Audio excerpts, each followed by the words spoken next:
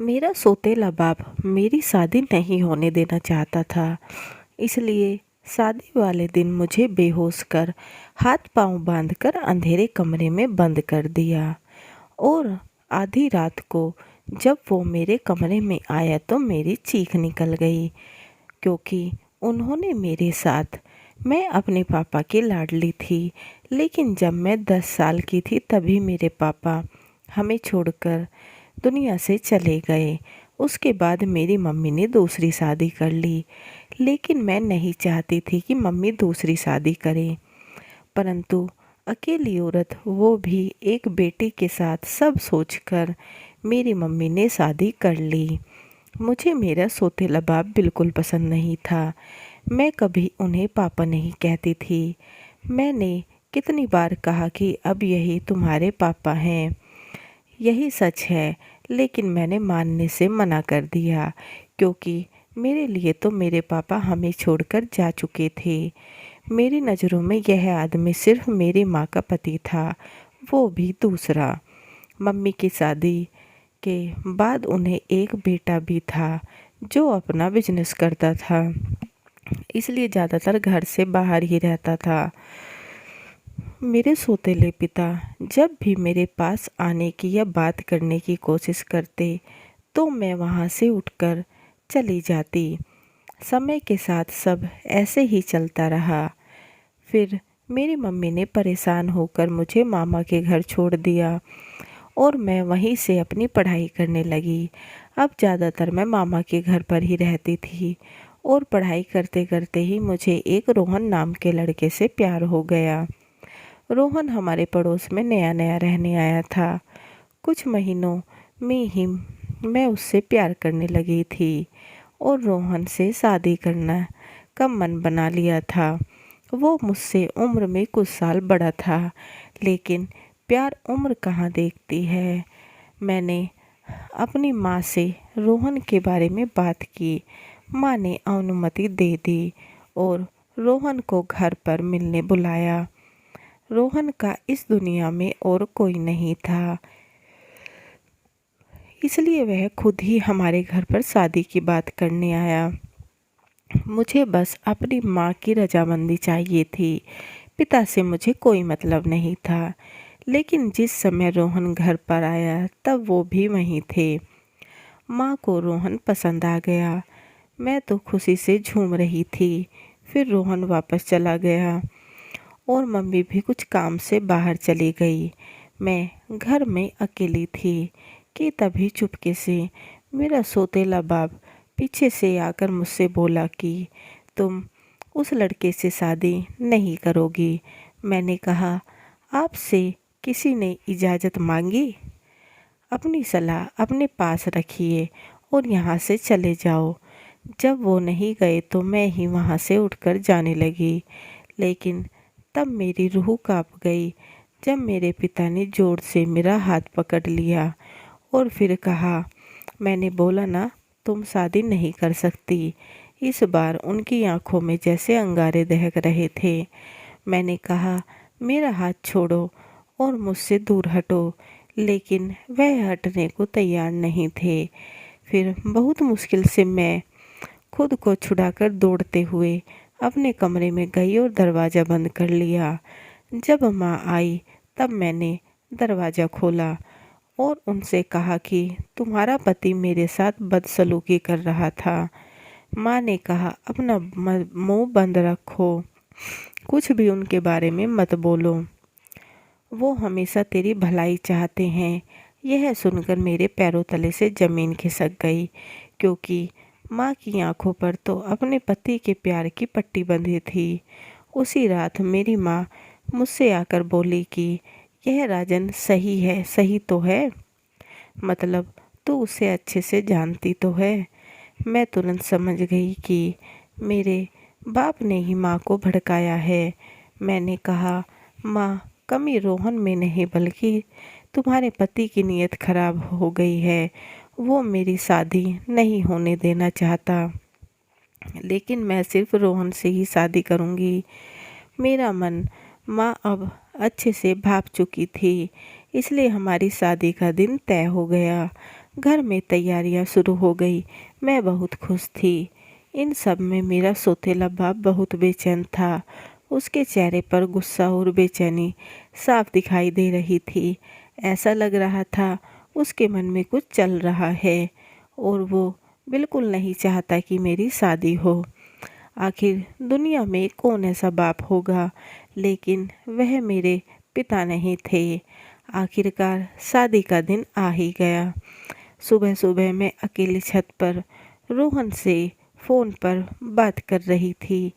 जैसे ही मैंने phone cut किया, किसी ने पीछे से मेरे मुंह पर रुमाल रखा और मैं बेहोश हो गई। जब मुझे होश आया तब मैं एक अंधेरे कमरे में बंधी पड़ी थी। मेरे मुंह पर भी पट्टी बंधी थी। मैं बस सोच रही थी कि मेरी शादी वाले दिन यह कौन मुझे उठाकर लाया होगा कि तभी अचानक कमरे का दरवाज़ा खुला और मेरे सामने मेरा सौतेला बाप खड़ा था। उन्हें देखकर मैं हक्की बक्की रह गई। मैं इन्हें पसंद नहीं करती और मेरी शादी ना हो, इसलिए यह इस हद तक गिर जाएंगे, इसका तो मुझे अंदाज़ा भी नहीं था। वो धीरे धीरे मेरी तरफ बढ़ने लगा और मेरी धड़कन तेज होती जा रही थी। आखिर यह मेरे साथ क्या करने वाला है? वह मेरे करीब आकर बोले, उस लड़के से तुम्हारी शादी किसी कीमत पर नहीं होने दूंगा। उसके हाथ में पानी का गिलास था। फिर उन्होंने मेरा मुंह खोल दिया। मैं चिल्लाकर बोली, क्या चाहते हो? मुझे यहाँ बांधकर क्यों रखा? और तुम्हें मेरी शादी से क्या परेशानी है? तुम इतने घटिया इंसान हो। यही है तुम्हारी सच्चाई। मुझे चिल्लाता देख उन्होंने फिर से मेरा मुंह बंद कर दिया। आज मेरी शादी है और मैं यहाँ इस हालत में कमरे में बंद कुछ कर भी नहीं सकती। बस मेरे आंसू बहे जा रहे थे। मैं बस अपनी माँ को कोस रही थी। सब गलती उनकी है जो इतने घटिया इंसान से शादी की। रात को फिर वो कमरे में आए। इस बार उन्होंने कमरे में आते ही कहा कि आज तुम्हारी शादी थी, लेकिन मैं नहीं चाहता था कि तुम उस लड़के से शादी करो। वो लड़का झूठा है, धोखेबाज है। वो तुम्हें कभी से धोखा दे रहा था। वो पहले से शादीशुदा है। तुम मेरी बात नहीं सुन रही थी, इसलिए यह सब मुझे मजबूरी में करना पड़ा, क्योंकि तुम्हारी भलाई के लिए मैं कुछ भी करूँगा। 2 साल पहले जब मैं किसी काम से बाहर गया था, तब यह लड़का मुझे उसी होटल में एक लड़की के साथ मिला था जहाँ मैं भी ठहरा हुआ था। और इतने अच्छे से इसकी शक्ल मुझे इसलिए याद है क्योंकि वो लड़की मेरे दोस्त की बेटी थी।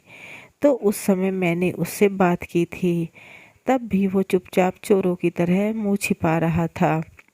जब तुम उसे घर लाई थी तो मुझे याद आया कि ये वही है, इसलिए मैं तुम्हें बार बार उस लड़के से शादी करने से मना कर रहा था।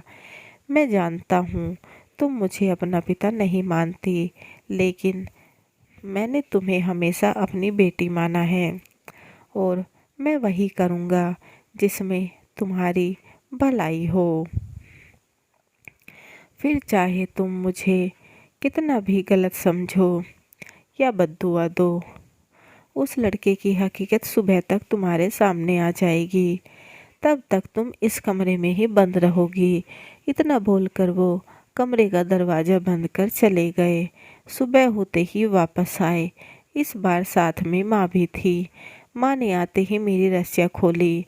मैंने माँ पर चिल्लाते हुए कहा, देखो तुम्हारे पति ने क्या किया है, क्योंकि मुझे उस आदमी की बातों पर जरा भी विश्वास नहीं था। लेकिन फिर दरवाजे से एक और औरत कमरे में आई, जिसके गोद में एक बच्चा भी था। और फिर वह औरत बोली कि ये जो भी बोल रहे हैं सब सच है। रोहन एक नंबर का झूठा और धोखेबाज इंसान है। उसने मुझे भी धोखा दिया और उसने तुमसे यह भी झूठ बोला कि उसका दुनिया में कोई नहीं है, उसका पूरा परिवार है। अब अपनी माँ और उस औरत की बातों पर मुझे भी यकीन होने लगा था। मैंने तुरंत रोहन को फ़ोन लगाया, लेकिन उसका फ़ोन बंद आ रहा था। शायद उसे भी पता चल गया था कि उसका झूठ पकड़ा गया है। उसके बाद रोहन के साथ जो हुआ सब पुलिस ने किया। मेरे पिता उसके बाद भी मुझसे बात नहीं कर रहे थे। वो ऐसे ही रह रहे थे जैसे पहले उनका व्यवहार होता था, जैसे कुछ हुआ ही ना हो। एक सप्ताह बाद उनकी और माँ की शादी की सालगिरह थी। मैंने पहली बार केक बनाया और उन दोनों को सरप्राइज़ दिया और उन्हें बोला, शादी की सालगिरह मुबारक हो पापा। मेरे मुंह से यह शब्द सुनकर उनकी आंखें छलक उठी। शायद इतने सालों का छुपा दर्द था। और बोले, बेटी अब मुझे जीवन में सब मिल गया और कुछ नहीं चाहिए। तुम्हारे मुंह से बस यही सुनना चाहता था। उस दिन मुझे अपनी गलती और रिश्तों का मोल समझ आ गया। कहानी कैसी लगी कमेंट बॉक्स में ज़रूर बताएं और चैनल को लाइक एंड सब्सक्राइब करना ना भूलें एंड बेल आइकन को ज़रूर दबाएं ताकि ऐसे ही अच्छी कहानियों के नोटिफिकेशन आपको मिलते रहें। And please guys support my channel. समाप्त।